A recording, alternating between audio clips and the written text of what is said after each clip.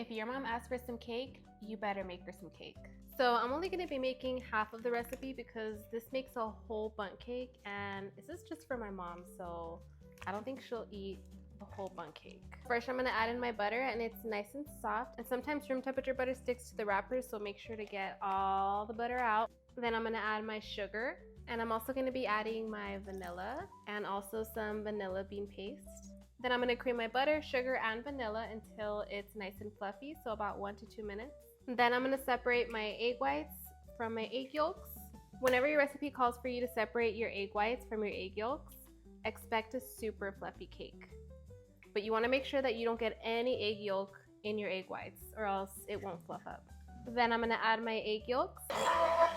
Now I have my wet ingredients and my dry ingredients. So anytime you have wet and dry ingredients, you wanna alternate adding them in. So basically you want to add the flour first, and then the wet, then the flour, then the wet, and then you want to end always with the dry ingredients. So I'm gonna add about half of this, and then I'm gonna add my wet ingredients and then finish off with the dry ingredients.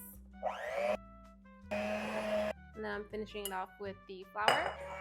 And the dry ingredients was a mixture of flour and baking soda. So I whipped up my egg whites, and basically you'll know when they're ready when you can flip your bowl over and nothing happens. And then whenever you're mixing your batter into your egg whites, you always want to use the folding technique. You don't want to mix it. So I'm going to add in about half of the egg white and then slowly fold it in, and then I'm going to incorporate the rest of them.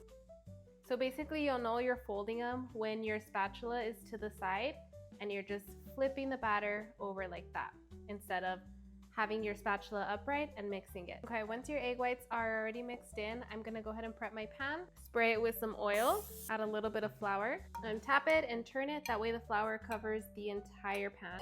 And then you're just gonna tap out the excess, and now you have a lightly floured pan.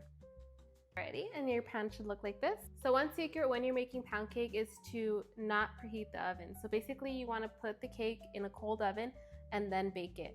This forms a nice crispy outside and a soft center. So I'm gonna put this in my cold oven and then heat it to 350. And then I am doing half of the recipe, so the timing should be different. But usually pound cakes take a long time, like about an hour to 2 hours or so. So I'm gonna set it for 45 minutes, check on it, and then we'll see where we're at.